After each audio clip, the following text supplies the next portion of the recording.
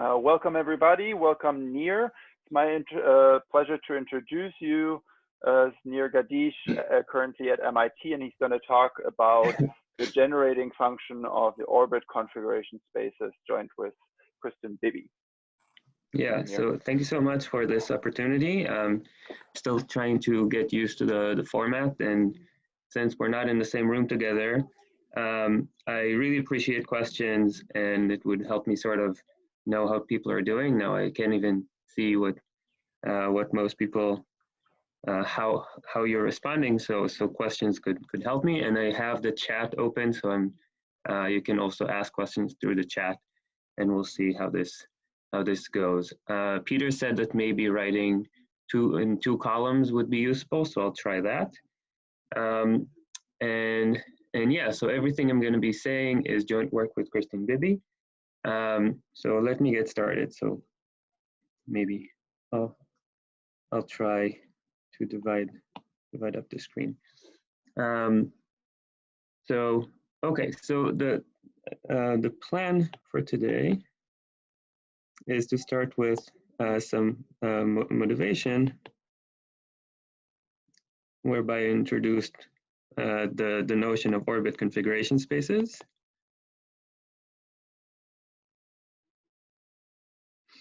Then discuss generating functions, or what I want to generating, or how I want to think about them as a categorified version, which would be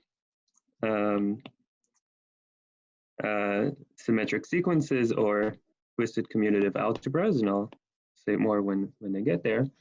And lastly, with the time I hope I'll have, discuss representation stability as coming out of looking at these configuration spaces from this generating function point of view. So let me get started with orbit configuration spaces.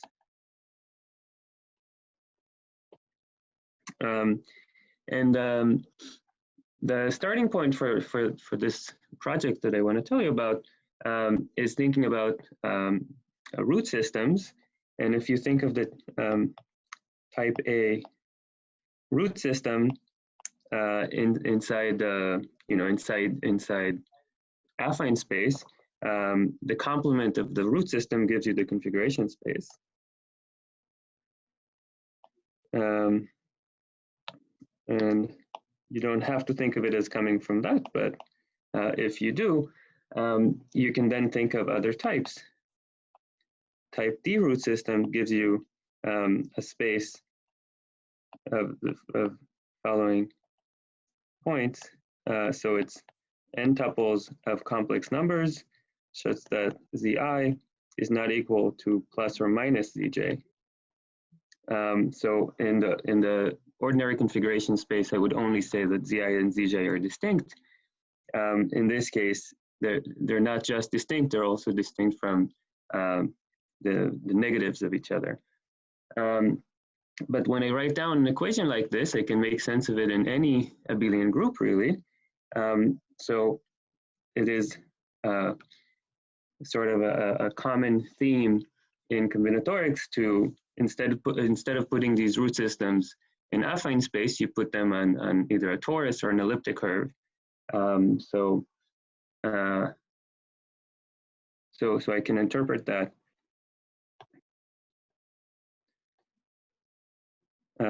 this on a torus or elliptic curve. So maybe C star, or I don't know how to call an elliptic curve, C squared mod C mod Z squared. Sorry.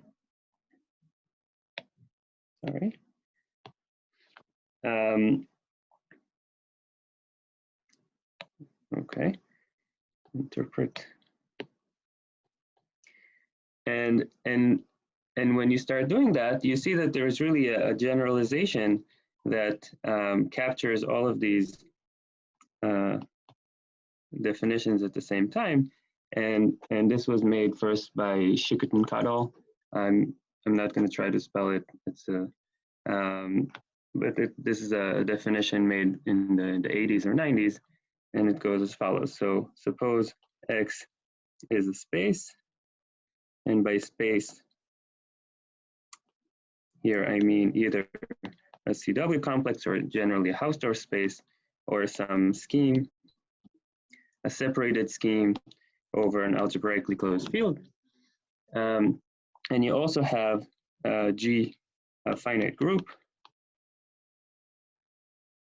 acting on X. Define the orbit configuration space, which I'm going to denote Fn is a pretty common notation for the configuration space, and the little g. The group is finite? The group is finite, yeah. Okay, is like, there are rep stability results for orbit configuration spaces for infinite groups. Yeah. So for me, yeah, and the definition works for the definition, you don't need the group to be finite, but for what I am going to say, at least maybe I didn't think about it so much, but maybe some things would make sense for infinite groups too, but I don't want to make claims about that right now. I want to think about it. Okay, so the definition is, I'm going to be looking at n tuples of points in X that no two are in the same orbit.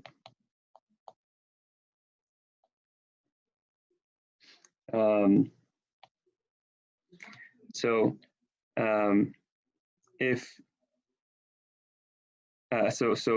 I want to notice that this space also has these natural group actions on it. For example, n copies of G act on the n copies of X, but also you have the symmetric group commuting the different coordinates, and together you have the race product acting on these spaces. And because I'm going to be looking at this group often, I'm going to call it G sub n. Okay, so the group Gn acts on the nth space in this example, and in a specific case, if there is no group, if the group is the trivial group, you just get the ordinary configuration space of points in X. Okay, so I don't know how this two-column thing is going to work, because now they're not continuous, Peter. Thank you for the idea. I'm sorry, I didn't realize that you have a continuous. Just do it however you want to do it. So I'll tell you what I'll do. I'll divide it up this way and continue with one column, and tell me if this is too wide. So I want to mention that when so this way, if I take, here's an example, if X is affine space, which you can think about concretely as C, or GM, the multiplicative group, which you can think of as C star, which is also C mod Z, or E, an elliptic curve, which you can think of as C mod Z squared. And the group G is just a group of two elements acting by group inversion. Then in this case, the orbit configuration spaces are going to be the type D arrangements in their affine, toric, or elliptic variants. So the complements of the type D arrangement in every one of these examples. And to mention a little, a case where these kind of very, like, different notions of arrangements are coming up in the world, in nature, not the type D, but I want to mention that the toric E6 arrangement appears in I don't know if I'm misspelling things, but I'm trying to write fast and I get confused. So the toric E6 arrangement is a component in Ljuyanka's calculation. Is it like this, or the G and the J reversed? Maybe it's like this. Ljuyanka calculation of the cohomology of the moduli space of genus 4 curves. So that's a case where these toric variants and elliptic variants sort of come up in the world, if you want. So, so what I want to do, and also I want to mention that there are some variants on the definition that give all type A, B, C, D arrangements. You can really get all of these infinite families of root system arrangements out of these orbit configuration spaces. There's some nice generalization. Any questions so far? While I move up. Okay, so the goal is to study these spaces, meaning their topology and combinatorics that turned out to be very close. But when you study the spaces one by one, the topology or the combinatorics start getting pretty complicated. But it is a theme or a nice trick to take all of them at once together and put them into a generating function, and some simplifications or some miraculous things happen. So here's an observation or a fact, if you want. So let's say things simplify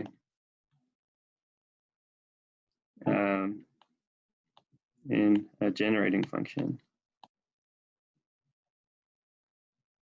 For example, the compactly supported Euler characteristics of these spaces, if you take all of them together and arrange into an exponential generating function, this has the following form.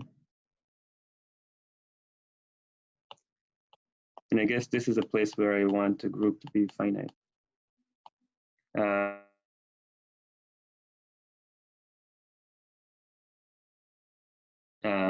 Appears in the formula, all of the compactly supported Euler characteristics. And I'll remark for G equals 1, this is the formula for the ordinary configuration spaces.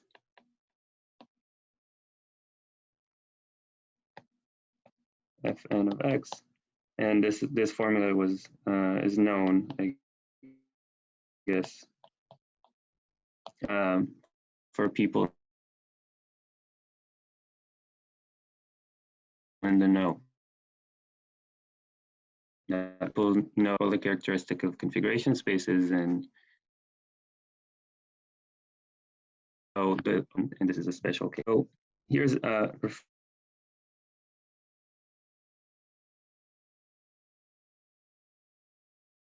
formula and make that my new subject, and that is to understand this formula star topologically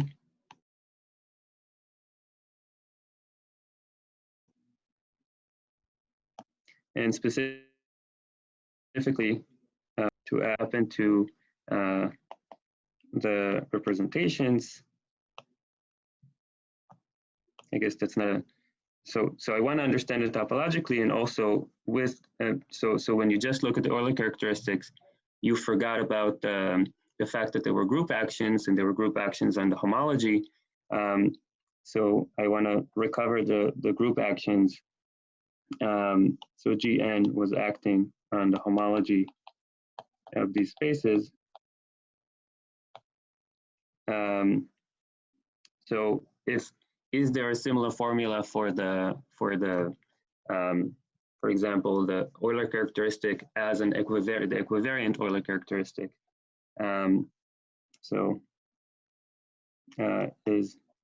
Is star true in some way for characters?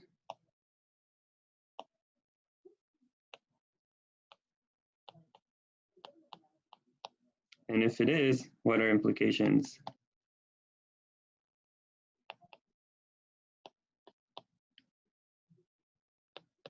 And when I say implications, what I have in mind is representation stability. And to illustrate what kind of implication I have in mind, I'll give you the following theorem that Kristen and I proved. And I'll give it in a very simplified form. There, the result is more general, but to illustrate the flavor, I think a simplified form is enough. So if X is a CW space, CW complex with its the one point compactification has finite dimensional homology, let's say rational homology. Everything in this example is going to be rational. And the top dimensional homology, so G acts on the top dimension. Let's say this is the top dimensional non-zero homology is an irreducible representation of G, and the top dimensional homology is at least in dimension 2 or more. So I'm not talking about graphs, for example, but surfaces and higher dimensional things apply. Then the consequence, or the claim is that for every constant codimension I, when I look at the sequence in codimension I homologies of these spaces, but with their 1 point compactification, this has a Gn action. This is an infinite sequence of representations. So this sequence, how do I want to say this?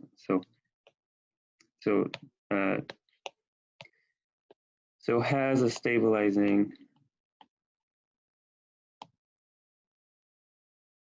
irreducible decomposition.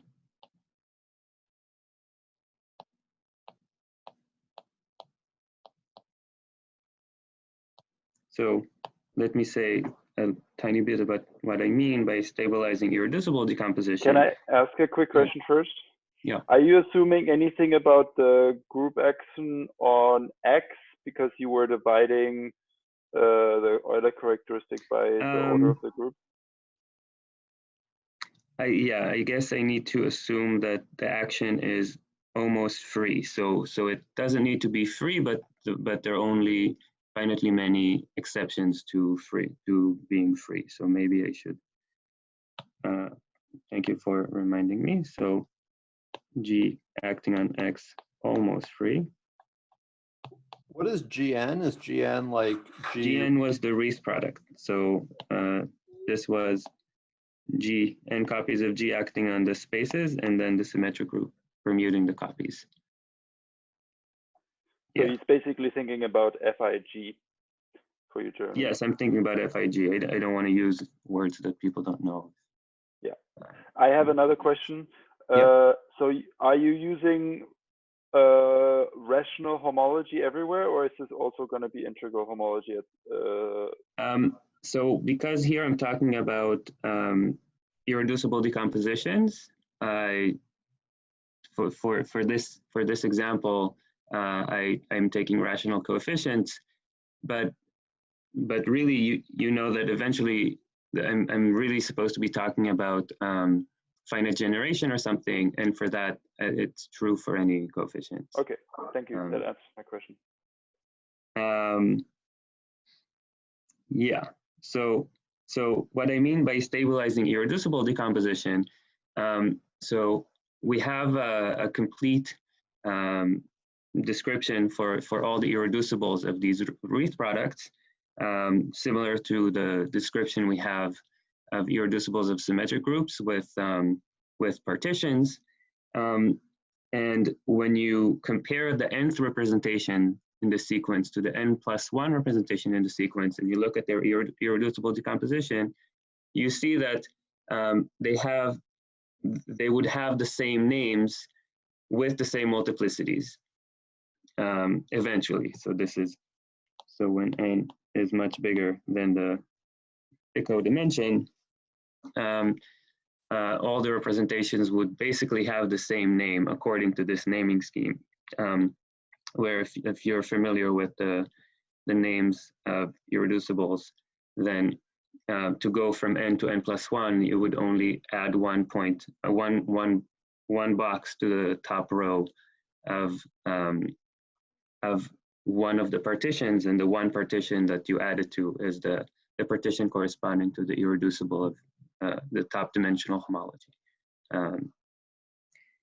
Anyway, any questions about this? This was supposed to illustrate sort of a flavor of consequence. Great. So, and I also want to remark that when X is a D manifold, so we said that top dimensional homology is D. If that happens because X was already a D manifold, then this codimension I homology of the one-point compactification, whoops, X should be on the outside, is under Poincare duality the same as the cohomology in dimension I, which, so then the result gives you, so you get this stability in constant dimension I cohomology now, which is a more familiar result in the within representation stability. People have been looking about that flavor of result more often, and for trivial groups, this is just the cohomology of configuration spaces, which is one of the big results of representation stability by Tom Church, is that they stabilize. But now you see that it's true even for singular spaces if you're allowed, if you're working on the compactly supported homology instead. And also you can have the group action, this little g. Is it true for singular spaces without the degree shift if you do like generalized Phil's paper? I think when you, because like Phil proves even for singular spaces. Yeah, but when you look at the flavor of the stuff he's working on is doing the product relative to the diagonal, and that is basically, it's the same as just collapsing the diagonal to a point, and you would get this, you would get the same spaces that I'm talking about here. So we'll talk about this later. What? Oh, or I'll go look at his paper and we can talk later. Yeah. So it's my understanding of his result, but I'll confer with you. Okay, so as far as I got so far, the results for singular spaces always look like this.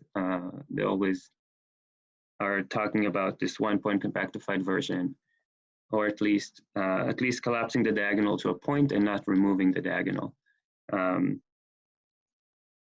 Okay, so this is sort of like a teaser for why I'm going to be doing this. But for me, it's more interesting to see what would a generating function argument look like for these kind of spaces and how you get this kind of result out of it. So what I want to be doing is I saw that if I take the Euler characteristics together as a generating function, I got some nice formula. So so the Euler characteristics is a sequence of numbers.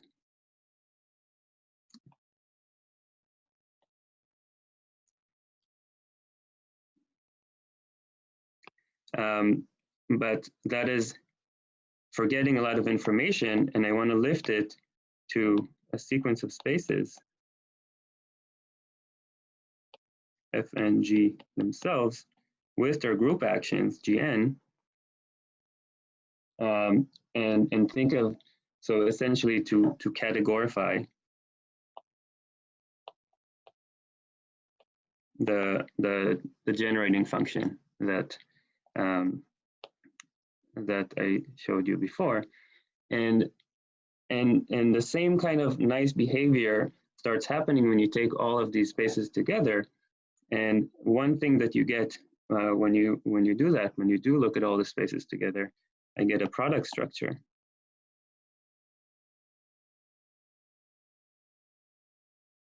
For example, if I take two orbit configuration spaces, let's say I have 2 points and 1 point, I can put the points all together and get a new configuration of that much of all these points together. But what happens if the points were overlapping? So if there was a collision, well, that's why I'm going to take an extra point at infinity. And if points happen to collide, I'm going to send them to infinity. So really, I get a product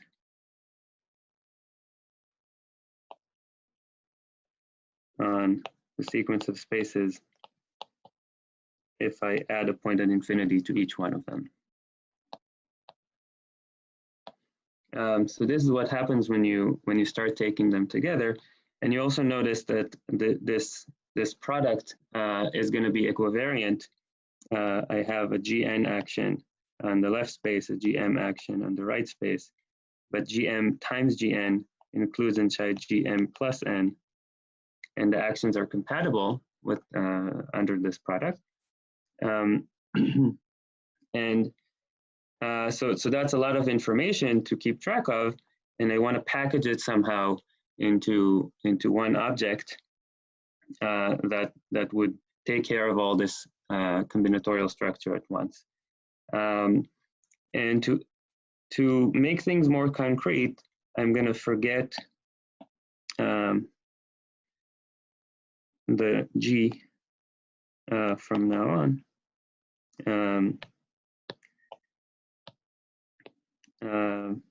So just to simplify the exposition, everything I'm going to say works with a G. But from now on, I'm going to take G as the trivial group. So Fn G is just Fn is the configuration space, and the product that I have is the same product I told you about, where everything has a point at infinity, and now the groups that act are just symmetric groups. So this is the information I want to package somehow, and So I have this infinite sequence of objects, each one with a symmetric group action and a product that intertwines the actions in a nice way. And this is, and when you think about it, there's a really familiar structure to this. There's a nice combinatorial model that has exactly this structure. And we're going to use that. So first, I want to look at the category. FB is the category of finite sets and bijections. So they have objects, 1 element, 2 elements, 3 elements, and so on, each one with a symmetric group action. And there is an operation, disjoint union,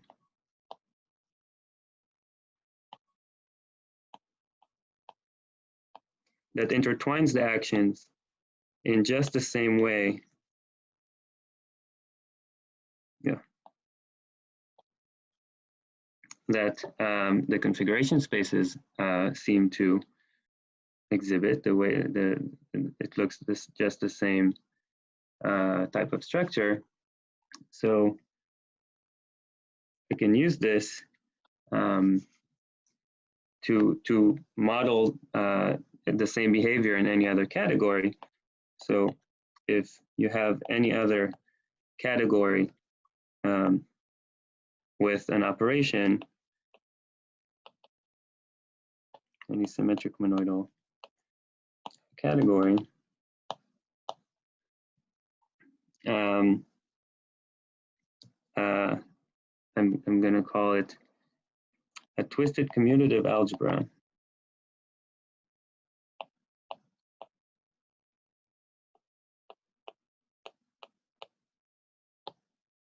Or TCA in C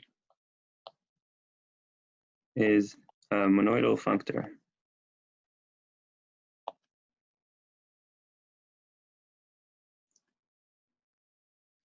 That I'm going to denote like this from this finite sets and bijections to C with its tensor product. And what this does, it just takes the combinatorial structure and the category of finite sets and just puts it inside this different category C. So in practice, what this looks like is a sequence of objects and so on. So I guess it starts from A0, each one with a symmetric group action plus a product AN tensor AM maps to AN plus M that intertwines the actions in the same way that finite sets had.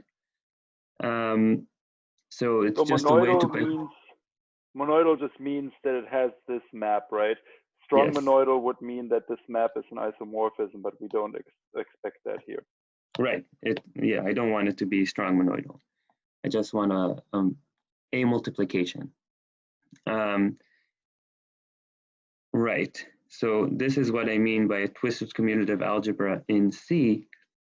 And the example that we saw this far is the sequence of spaces Fn x with their 1-point compactification is a twisted commutative algebra, because I could take endpoints from, I could take endpoints in x and endpoints in x and just put them together to get n plus m points in x. And if they happen to overlap, I just send them to infinity. And it's in topological spaces with the normal Cartesian product. Yeah, thank you. Right, so this is an example, and I want to also remark that in combinatorics, it's pretty common to look at these at these, this is really a symmetric sequence. So for people thinking about operands, this is nothing but a symmetric sequence. But people in combinatorics have also been looking at these objects for a while, and a symmetric sequence in combinatorics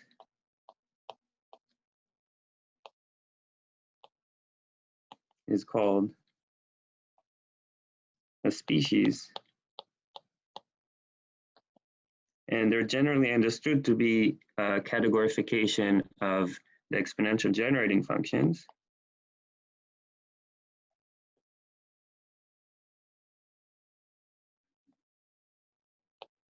And one of the reasons for this is because on symmetric sequences or on species, I have operations plus, times, and composition. The plus is just pointwise disjoint union, pointwise coproduct. The composition is the operand composition that I'm not going to be looking at today, but the product, to illustrate what the product is doing, I'm going to look at the configuration spaces. So if I take the symmetric sequence of all the configuration spaces of points in X at once, and I multiply it with the configuration space of points in Y, this is by definition, when you evaluate it, this is a new symmetric sequence, and when you evaluate it at the set N, what it is by definition is you look at all the ways to decompose N into two disjoint sets, and then you evaluate your arguments on these I and J. And when you have two configuration spaces, a product of two configuration spaces like this, you can, it really is the same thing as the configuration space of endpoints in X disjoint union Y, where I have the 1-point compactification. Because when a configuration in X disjoint union Y is a bunch of points in X and a bunch of points in Y. And if the points are labeled, then it just gives you a partition of N. So you see that really these are exactly the same space. And I just need to be a little careful that the product here is taken to be product in the category of pointed spaces. That is the only little caveat. So you have this nice formula that Fn, that if you take these configuration space of X and configuration space of Y, these two TCAs, and you multiply them together, you get this configuration space in X disjoint union Y. So it really has this exponential flavor to it, like we hope the exponential generating function would give us. And okay, so now that we know what the exponential generating function should be, that's the twisted commutative algebra of configuration spaces in X. Whereas the formula that we had, that the sum of Fn X plus, when I arrange them in an exponential generating function, I'm supposed to get something that looks like this. So where is this? I'm gonna just mark it so that we have it available. And raising a function to the power of a space is something I don't know how to make sense of. So I'm gonna manipulate this a little bit, and I'm gonna write 1 plus t to the x as the exponential of x to the log 1 plus t. So just standard calculus, I guess.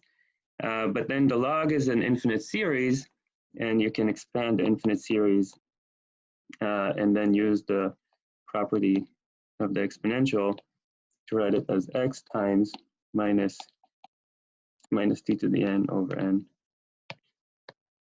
That is what the log becomes.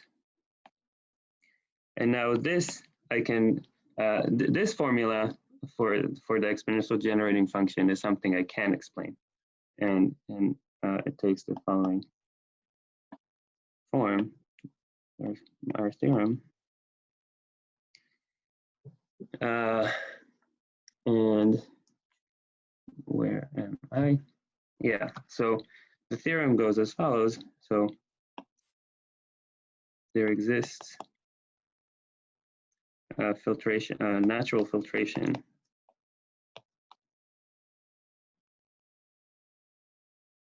on the homology, or even in the chains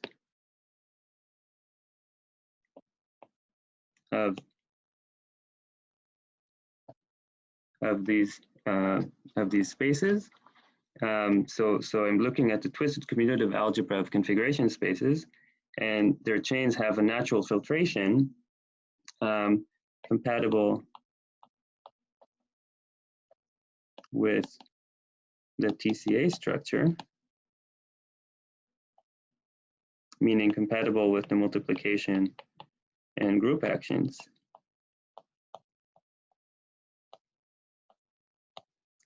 And natural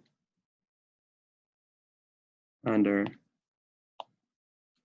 proper maps.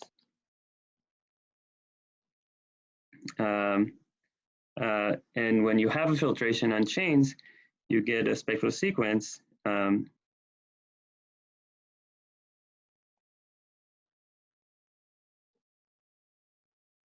converging to the homology of these orbit configuration spaces. I'm talking about, in this example, I'm saying configuration spaces, but really the result is supposed to be for orbit configuration spaces, and this is a special case. So I get a spectral sequence of twisted commutative algebras, so with the product structure and with the group actions, converging to the homology of the configuration spaces compactified. And the E1 term is isomorphic to the following expression, so n from 1 to infinity. And this is the free commutative algebra on the homology of X tensored some combinatorial input. And the combinatorial input is the homology, let's call it something combinatorial. And the input is the homology of the nth Cartesian lattice placed in degree n-1, which is the Lie n representation of the symmetric group tensored with the sign. So so this should seem like a causal duality type result, but now you insert X, the homology of X comes into the expression. So let's say what I want to state the result again. There is for the TCA of orbit configuration spaces has a natural filtration that is compatible with all the structure that's floating around.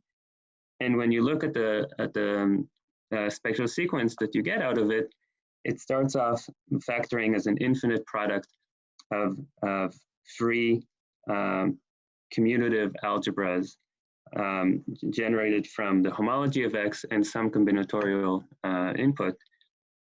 And when you think of what a commutative algebra looks like, so comm of something, so a free commutative algebra on something looks like identity, then the thing tensor squared, the thing tensor cubed, and so on. And there are symmetric group actions. This really feels like the sum a to the k over k factorial. So it should really remind you of the exponential. And really there's a very reasonable sense to call the commutative operad the exponential so you divide by the symmetric groups, right? Yeah, so this is sort of, it works out combinatorially that they give you the same thing. It's not, yeah, saying that I just mean that the free commutative algebra is sim of A, and so it's not, you don't take the sum and A to the tensor power 2, but A to the tensor power 2 mod S2. So I mean here, this is the composition in symmetric sequences. So when I say comm of A, I mean the operand composition. It's the free symmetric sequence. You take the commutative operand and you compose it with A. So you don't divide by the symmetric group action. This is just the free TCA generated from A. So you take elements from A and you freely multiply them to get a TCA. So you have these symmetric group actions on the terms, but it's not a trivial action. I'm not dividing out by this action. I think what Peter is saying is not the composition product, but whatever the symmetric monoidal product is on symmetric sequences. You can define sim using the usual formula, where you take tensor powers and mod out by the symmetric group action, and then it'll agree with what you're saying. So it would look like this, or it would not. Yeah. So I mean, it's the same thing. I mean, like whatever the free TCA should satisfy the correct universal property. Yeah. So there are lots of different ways of writing down a formula, but I think if you use the deconvolution product, whatever your name for that is, then you can get a formula that looks exactly like the usual formula for sim, and that's what Peter is talking about. Yeah. But okay, find it other ways. So other questions about this theorem? So one of the points of the theorem is that then this is essentially, it captures the equation I had here in the blue, that if you take the exponential generating function of all these configuration spaces, it breaks up as this infinite product of exponentials, and you have just, it's the exponential of x times something combinatorial, and this is exactly what I claim I have here. I have an infinite product, and for each term I have the comm of something, the free commutative algebra on the thing, which you should think of as an exponential, and then inside you just have the homology of x plus some combinatorial input.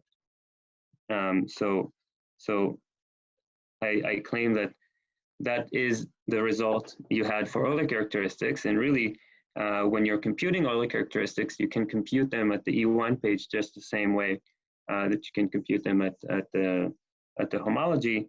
So this formula does recover the Euler characteristics version of the formula, but now you see that it's a lot more refined. So for example, you can get an exponential generating function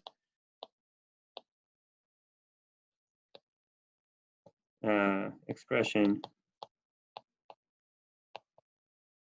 for the equivariant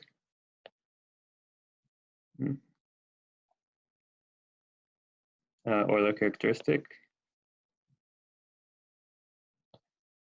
And it would also look like a product of exponentials and so on.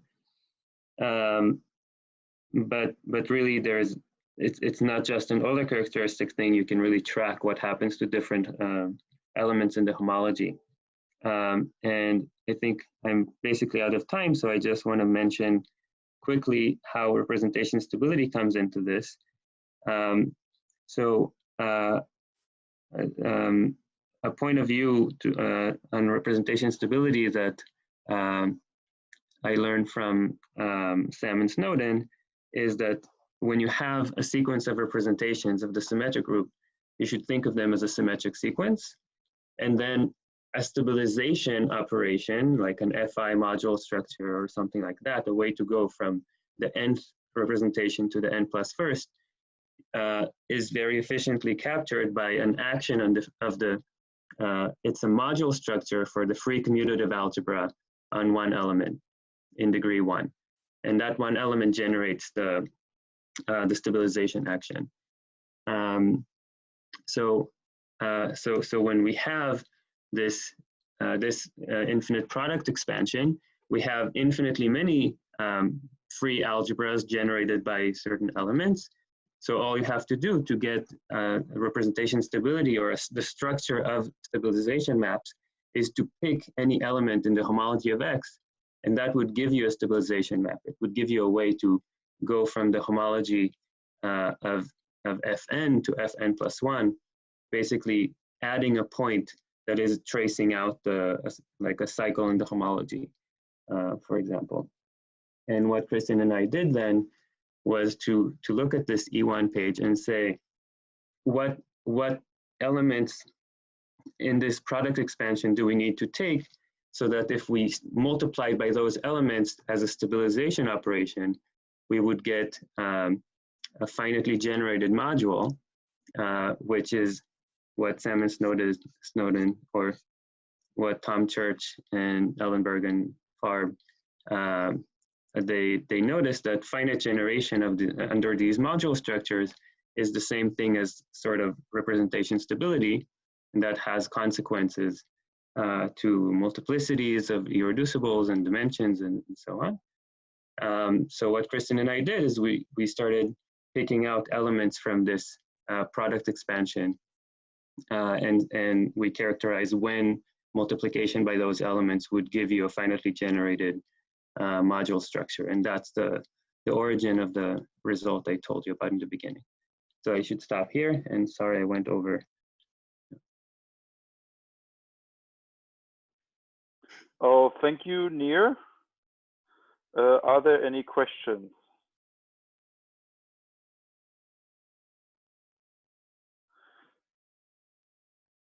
So maybe easy question. The dimension of sine tensor Lie, is that the same as does that correspond in some sense to the T over N or something? Yeah. So naturally, exponential generating functions are supposed to have T to the N over N factorial. Yeah. But Lie has N minus 1 factorial dimension. So it cancels the N factorial downstairs, and you just get 1 over N. And also, so when you think of it as numbers, it works out this way, but also in symmetric functions, so people thinking about representations of the symmetric group, they've been calling this COM thing, they've been calling it the exponential, and they knew that to invert the exponential, the inverse function to the exponential is given by the Lie representations. And you can think of it as causal duality. So the inverse of the commutative operad inverse. The thing, if you compose the Lie operad and the commutative operad, or I don't know what the right words would be, they cancel out. You get something acyclic. And this was known in combinatorics, and really these Lie representations, you should think of them as the log, so the inverse of the exponential. Yeah. Are there any other questions?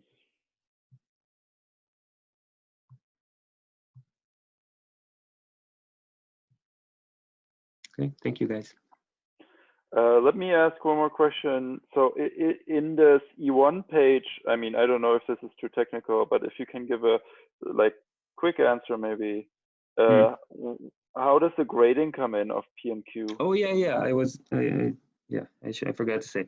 So you have the grading comes in here. So you have P is the homology degree here. Q is the homology degree there, is the N minus 1. And when you take products of something in degree p and something in degree pq and something in degree p prime q prime, you know how you just add the bigrading. So really everything here is already in the category of bigraded complexes. So if you work with, if you take the PQ grading of the terms and then you start multiplying them as the free algebra generated from them, they already have a bigrading. So that's where the bigrading comes from. Yeah, thank you. Okay, are there any other questions? If not, thank you again, Nir, and thank you for giving us this nice talk.